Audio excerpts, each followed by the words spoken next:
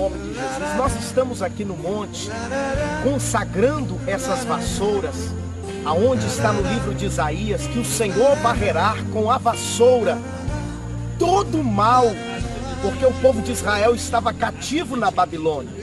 Então Deus diz que com a vassoura Ele varreria, a vassoura da perdição, para tirar todo o mal.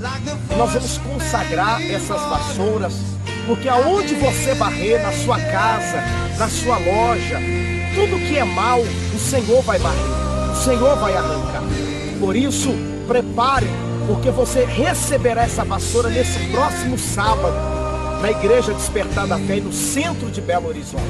Nós vamos clamar nessas vassouras e Deus fará o grande milagre acontecer. Assim como está em Isaías, que Deus varrerá o mal, nós vamos então orar para que Deus venha varrer toda a obra do mal, toda a maldição da sua casa, da sua loja, da sua empresa, em nome de Jesus. Vamos orar, vamos consagrar essas vassouras. With God's glory all the way, like the voice of many waters,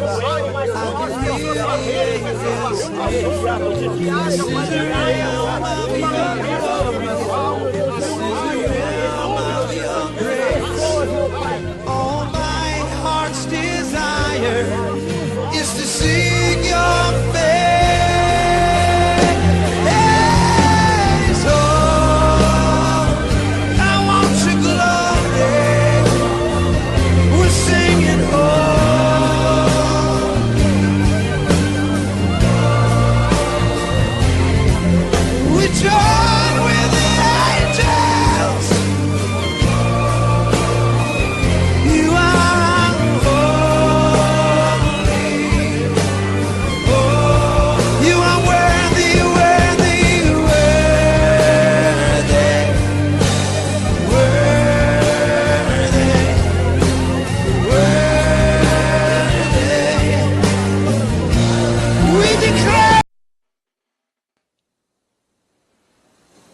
Olá, meu nome é Caco Rocha. Então estamos mais uma vez aí para gravar um vídeo. Dessa vez eu gostaria de falar de uma coisa que eu achei muito interessante, inusitada, mas acontece quase sempre no meio religioso, principalmente no meio religioso evangélico, e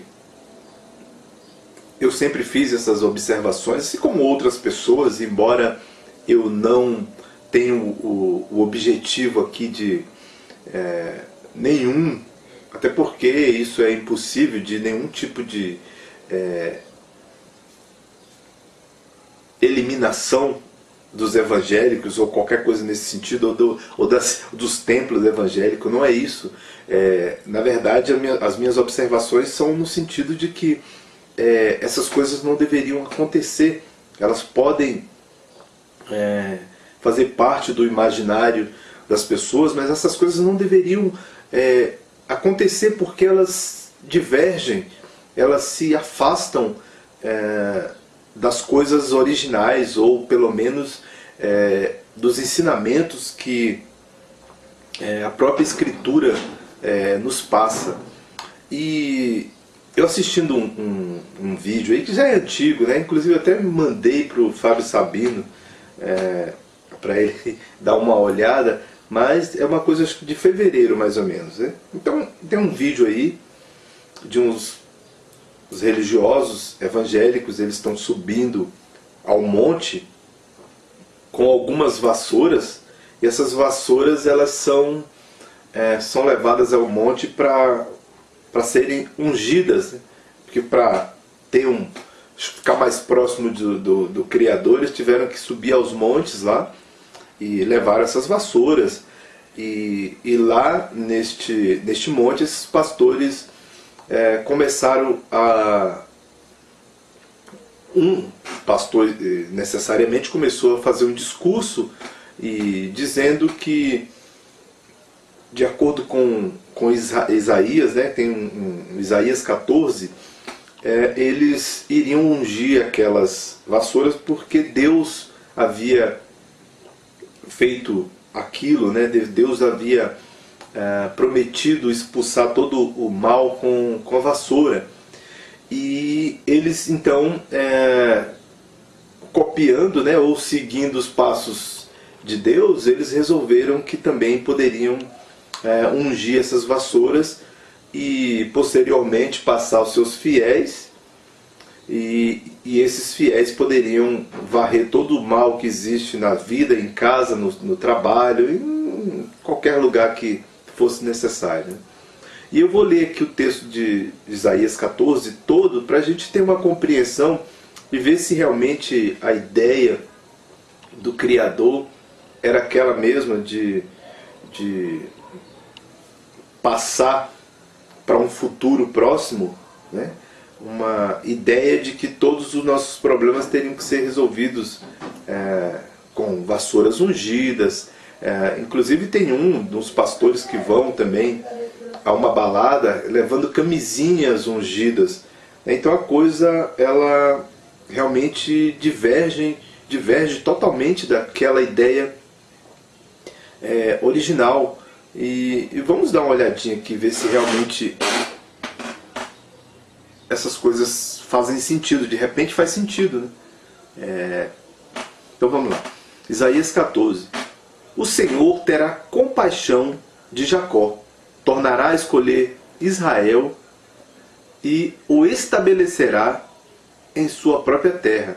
Os estrangeiros se juntarão a eles e farão parte da descendência de Jacó.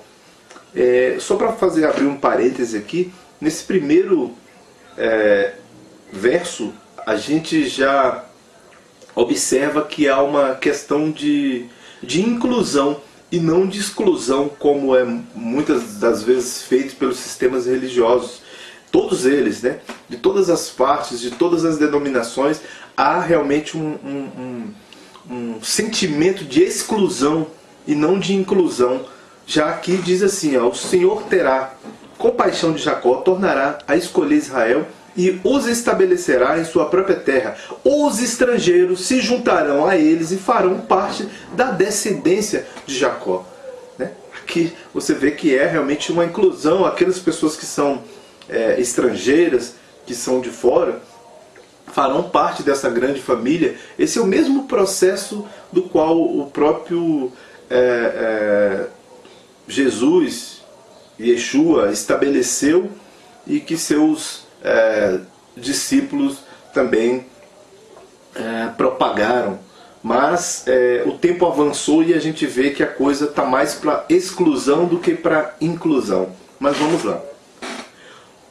Povos os apanharão e os levarão ao seu próprio lugar, e a descendência de Israel possuirá os povos como servos e servas na terra do Senhor. Farão prisioneiros os seus captores e dominarão sobre os seus opressores. No dia em que o Senhor lhe der descanso de sofrimento, da perturbação e da cruel escravidão que sobre você foi imposta, assim você zombará do rei da Babilônia. Como chegou ao fim o opressor, sua arrogância acabou-se. O Senhor quebrou a vara dos ímpios, o cetro dos governantes, que irados feriram o povo com golpes incessantes e enfurecidos subjugaram as nações com perseguição implacável. Então, você viu que eu li bem pausadamente para a gente observar de que havia uma situação de escravização, né? O povo israelita, ou israelita, né? Porque israelenses são os de hoje, né? Então aquele povo israelita se encontrava em situação difícil. Acho que todo mundo sabe disso, quem lê conhece muito bem a história. Estavam escravizados, oprimidos, passando muita dificuldade nas mãos dos babilônios, né? Então vamos seguindo aqui um pouquinho. Toda a terra descansa tranquila, todos irrompem em gritos de alegria. Até os pinheiros e os cedros do Líbano alegram-se com sua causa e dizem: agora que você foi derrotado, nenhum lenhador vem derrubar-nos. Nas profundezas, o Sheol está todo agitado para recebê-lo quando chegar. Por sua causa, ele desperta os espíritos dos mortos, todos os governantes da terra. Ele os faz levantar-se de seus tronos, todos os reis dos povos. Todos responderão e lhe dirão: você também perdeu as forças como nós. Tornou-se como um de nós. Sua soberba foi lançada na sepultura junto com o som das suas liras. Sua cama é de lavas, sua coberta de vermes. Como você caiu dos céus, ó estrela da manhã, filho da alvorada! Como foi atirado à terra você que derrubava as nações. Você que dizia do seu coração: subirei aos céus, erguerei o meu trono acima das estrelas de Deus, e eu me assentarei no monte da Assembleia, no ponto mais elevado do Monte Santo. Subirei mais alto que as mais altas nuvens, serei como o Altíssimo. Mas às profundezas de Sheol você será levado. Irá ao fundo do abismo. Os que olham para você admiram-se da sua situação e a seu respeito ponderam: este o homem que fazia tremer a terra e abalava os reinos, e fez do mundo um deserto. Conquistou cidades e não deixou que seus prisioneiros voltassem para casa. Todos os reis das nações jazem honrosamente, cada um em seu próprio túmulo. Mas você é atirado fora do seu túmulo como um galho rejeitado, com as roupas dos mortos que foram feridos pela espada, com os que descem as pedras da cova, como um cadáver pisoteado. Está chegando. Você não se unirá a eles no sepultamento, pois destruiu a sua própria terra e matou o seu próprio povo. Nunca se mencione a descendência dos malfeitores.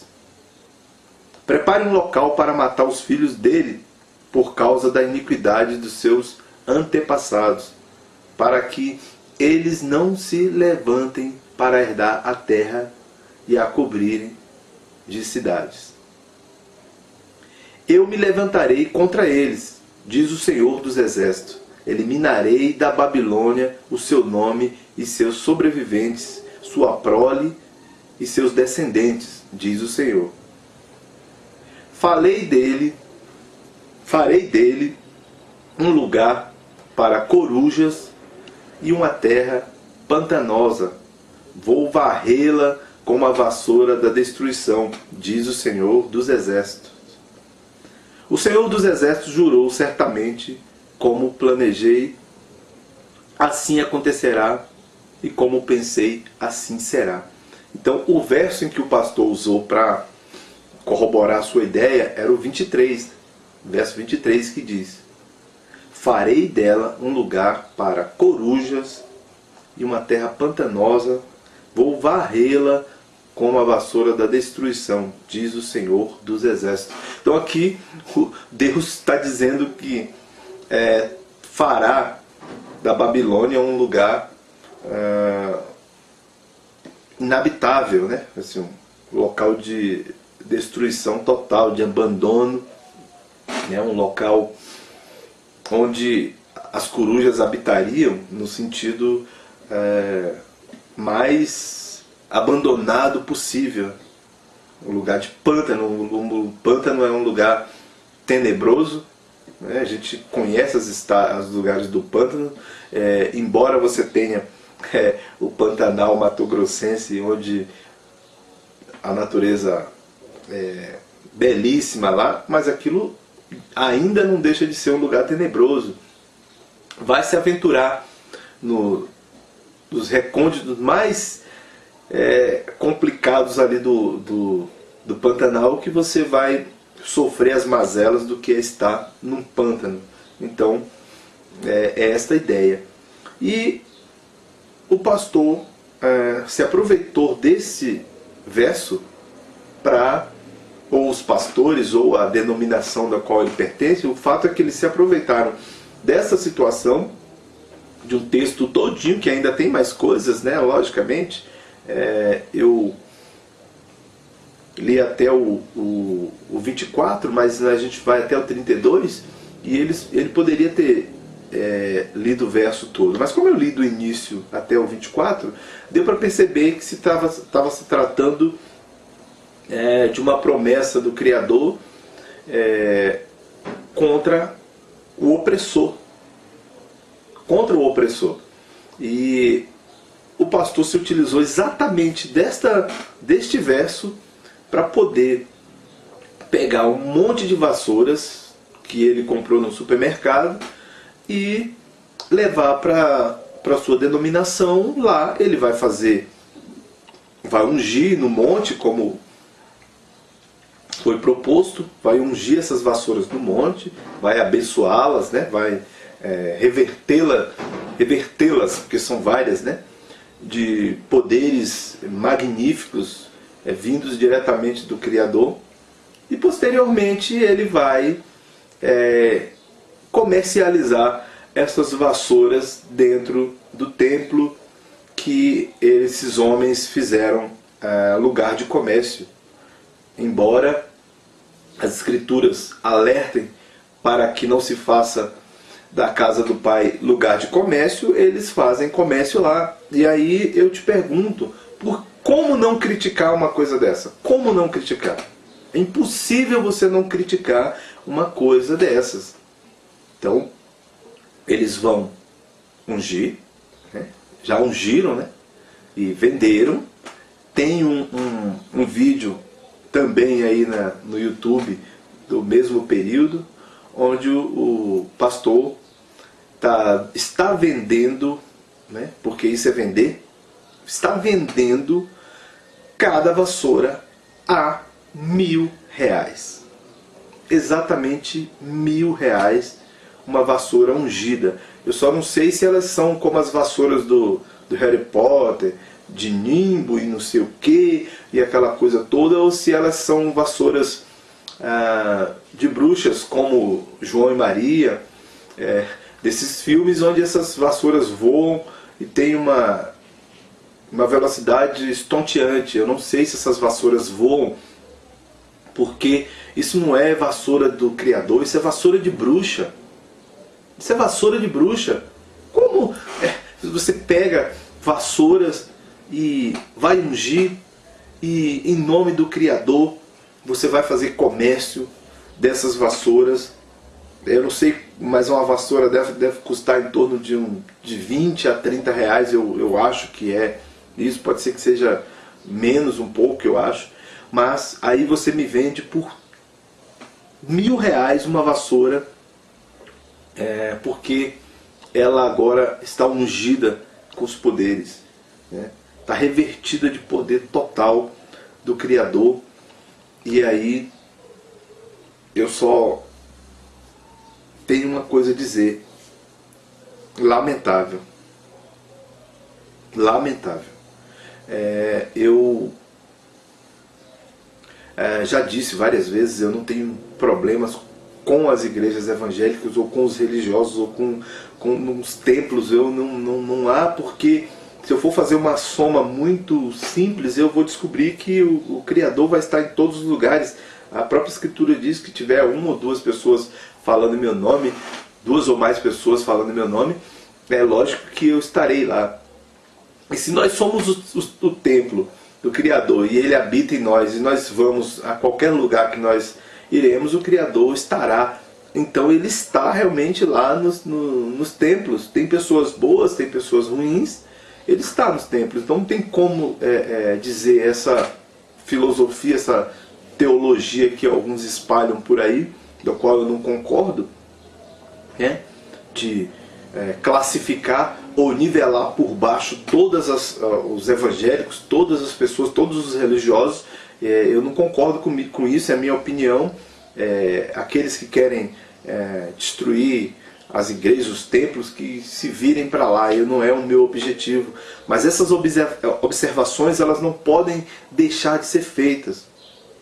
Isso é muito, muito, muito, muito importante levantar. As pessoas precisam acordar para a realidade escritural, e deixar de ficar à mercê desses homens que ficam manipulando as escrituras para controlar a sua vida e deixar você totalmente descapitalizado.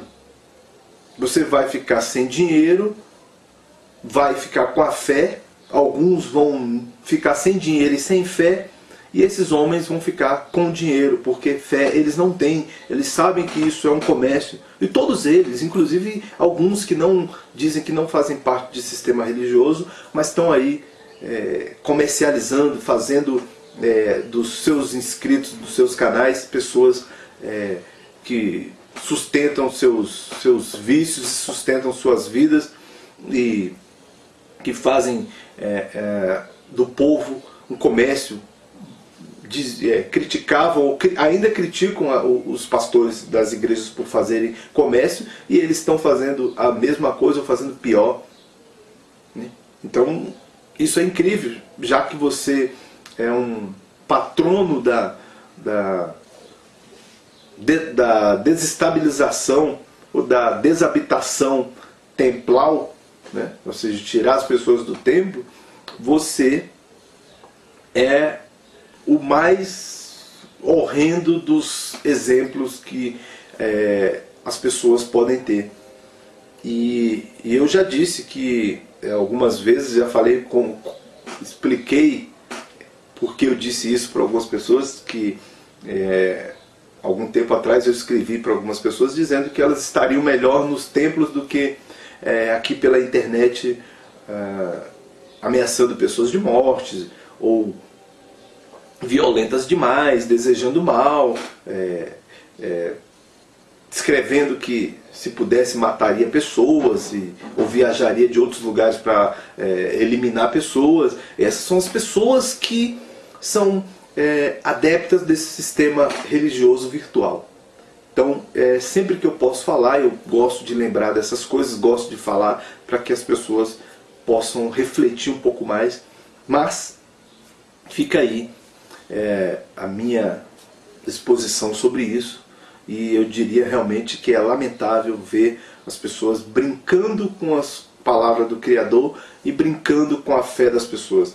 Mas você aí tem todo o controle sobre suas decisões. O fato é que você entregou a sua vida nas mãos de pessoas maliciosas, pessoas perniciosas, capciosas, pessoas extremamente perigosas para sua fé. Valeu, muito obrigado.